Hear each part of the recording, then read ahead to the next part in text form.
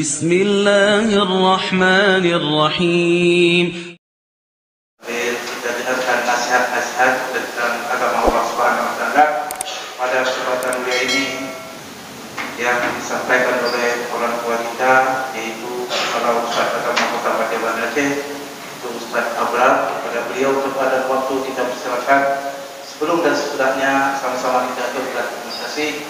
Billahi taufiq wal hidayah. Assalamualaikum warahmatullahi wabarakatuh. Alhamdulillahi rabbil alamin, wa bihi nasta'inu ala umuri dunya waddin, wassalatu wassalamu ala ashrafil anbiya'i wal mursalin wa ala alihi wa ashabihi ajma'in, amma ba'd.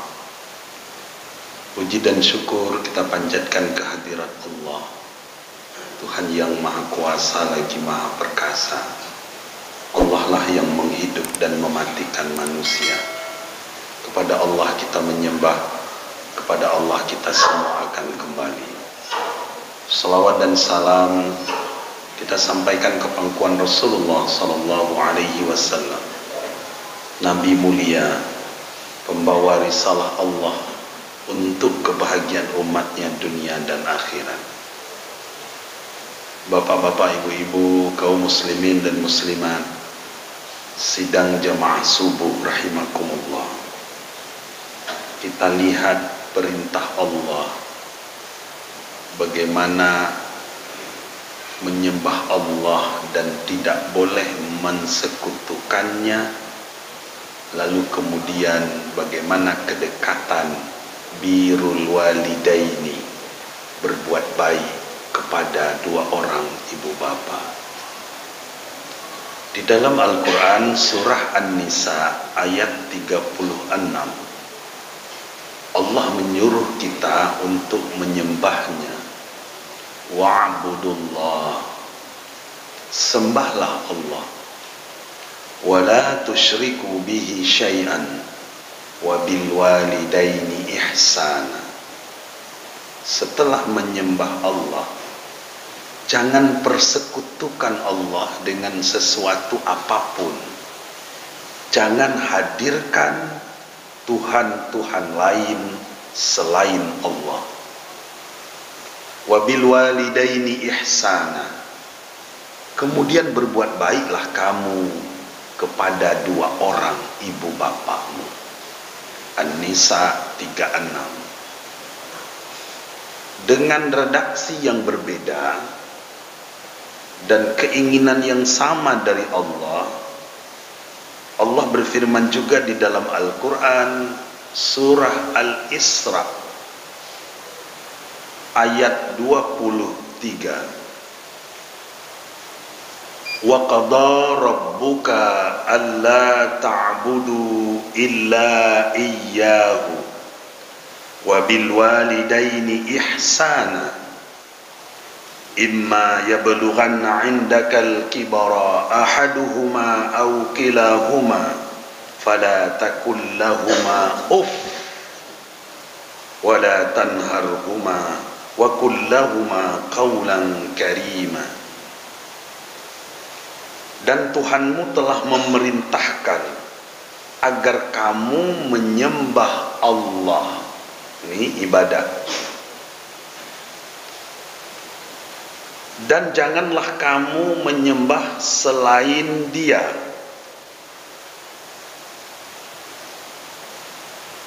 Jangan menyembah selain Allah, itu akidah. Jangan hadirkan Tuhan yang lain. Berbuat baiklah kamu kepada kedua orang tuamu. Intinya sama dengan An-Nisa 36 tadi. Jika salah seorang di antara mereka atau kedua-duanya sudah berusia lanjut, dia dalam pemeliharaanmu, maka sekali-kali janganlah katakan uff. Nyoba satanya itu padanan katanya. Alah, itu enggak boleh terhadap kedua orang tua. Janganlah engkau membentak keduanya. Bagaimana dekatnya menyembah Allah, jangan persekutukan Allah, lalu berbuat baik kepada orang tua. Tidak boleh membentaknya. Dan ucapkanlah kepada mereka perkataan yang baik. Ini firman Allah yang kedua. Yang ketiga, ini masih dengan keinginan yang sama dari Allah, suruh menyembah Allah, lalu kemudian jangan mempersekutukannya dan disuruh berbuat baik. Kita lihat di dalam Al-Quran surah Luqman ayat 14, Allah berfirman, wa wassaynal insana biwalidayhi hamalathu ummuhu wahnan ala wahnin wa fisaluhu fi amaini anishkurli waliwalidayka ilayyal masir. Anishkurli waliwalidayka ilayyal masir. Dan kami perintahkan kepada manusia, kata Allah, agar berbuat baik kepada kedua orang tuanya. Ini perintah Allah. Lalu Allah titik beratkan di ayat ini, ibunya telah mengandungnya dalam keadaan lemah dan bertambah lemah. Kemudian menyapihnya dalam usia 2 tahun. Bersyukurlah kepadaku, kata Allah. Bersyukur itu ada dalam bentuk ibadah, ada dalam bentuk memuji Allah. Alhamdulillah. Sujud itu juga ibadah, dikaitkan oleh Allah. Ibadah, bersyukur kepada Allah dengan berterima kasih kepada kedua orang tua. Bersyukurlah kepadaku dan kepada kedua orang tuamu. Hanya kepadamu kamu kembali. Sidang jamaah yang mulia, jangan sampai bulan Ramadan munyo tradisi tanyo Aceh, uro get bulan get uro raya uro mak megang, kedua orang tua kita tidak sempat kita sapa, tidak sempat kita kunjungi hanya karena sibuk dunia. Ada orang karena sibuk dunia, ibadah nggak sempat. Menanyakan keadaan orang tuanya, tidak sempat.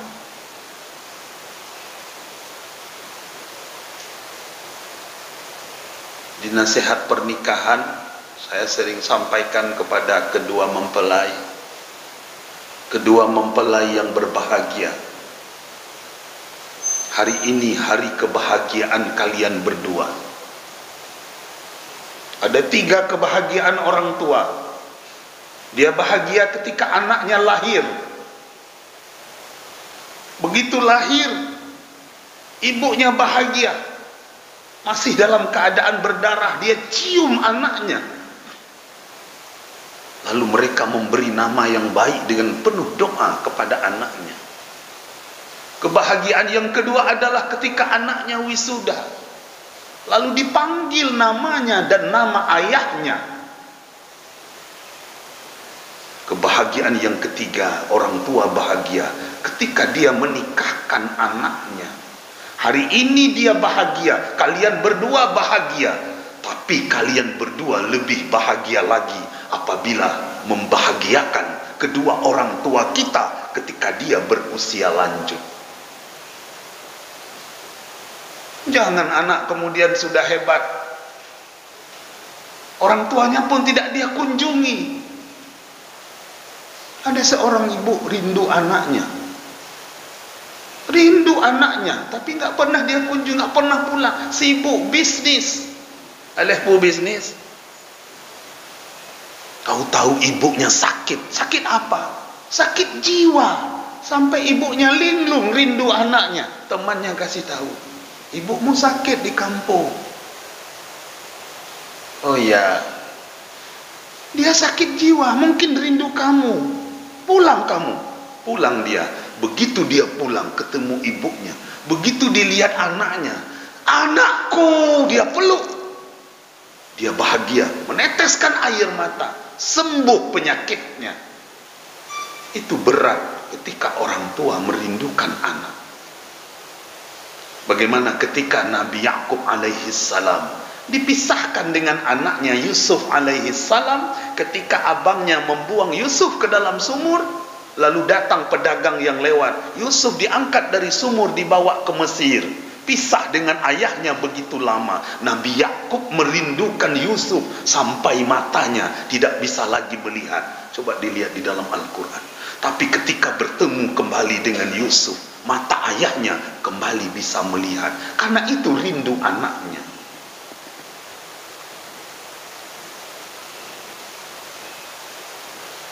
Lebih-lebih kepada ibumu. Saya sampaikan kepada pengantin, ananda kedua mempelai yang berbahagia.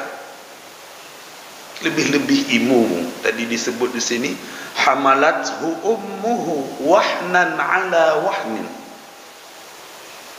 Hamalat itu hamil. Hamalat itu membawa. Jadi hamil itu membawa. Bahasa Aceh apa hamilnya? Mume itu membawa. Cocok dengan bahasa Arab. Dan itu berat. Kalau nggak berat, coba bapak-bapak tes. Nanti beli timun Taiwan 3 kilo, ikat di sini. Coba jalan seminggu aja, nanti menyerah. Maha berat tak? Kalau nggak sanggup 3 kilo 2,5. Tapi kalau 2,5 itu agak ringan, bayinya nggak sehat. Yang 3 kilo lah itu pas. Kalau 4 kilo itu agak kelebihan. Berat itu. Ada 5 air yang tumpah dari seorang ibu. Yang pertama air ketuban. Menjelang anaknya lahir pecah ketuban, tumpah dari seorang ibu air ketuban. Yang kedua adalah air darah. Darah tumpah ketika beliau ingin anaknya dilahirkan dalam keadaan selamat. Lalu kemudian antara hidup dan mati, nyawa tantangannya seorang ibu ketika melahirkan anaknya. Disebutkan seorang ibu ketika melahirkan anaknya, kalau beliau meninggal dunia, kata Rasulullah, ibu ini mendapat pahala syahid. Bukan mati syahid, pahala syahid. Tapi kalau beliau selamat, diampuni dosa-dosanya yang telah lalu. Maka saya bilang sama istri saya, kalau mau banyak ampun dosa, banyak melahirkan. So, sekali melahirkan, sekali ampun dosa. Tidak teringatkah anak ketika air darah tumpah? Yang ketiga air susu. 2 tahun disusui sebelum sang anak mengenal makanan lain, mengenal asupan lain. Sekarang ada dimsum, ketaki, fried chicken, pupunan kebab. Itu semua dasarnya 2 tahun disusui oleh ibu ketika kita belum mengenal makanan itu. Kemudian yang ketiga yang tumpah dari seorang ibu adalah air. Tadi air apa? Air ketuban, air darah, air susu. Yang keempat, air keringat. Pagi beliau sudah bangun, memasak, mencuci pakaian anaknya, mengantar ke sekolah. Beliau berbelanja, masak, bersih-bersih rumah, menyiapkan untuk suaminya. Berat pekerjaan ibu. Maka saya sampaikan, biasanya ibu-ibu itu senang. Ibu-ibu itu, saya bilang capek. Iya, kata ibu-ibu. Pekerjaan ibu sejak terbit matahari sampai terpejam mata suami. suami dilayani, anak dilayani. Yang kelima, air mata. Kita tidak tahu. Ketika ibu kita bangun tengah malam menumpahkan air mata, berdoa untuk anaknya, Rabbi habli minas salihin. Ya Allah, punya anak yang saleh dan saleha, mu berkah dewanya ya Allah, mu tua, mu lapang dalam duit, mu murah rezeki ya Allah. Kita tidak tahu ibu kita menempelkan pipinya di dinding Ka'bah. Dia berdoa kepada Allah di tempat-tempat mustajabah. Kemudian untuk ayah, ayah jangan disia-siakan.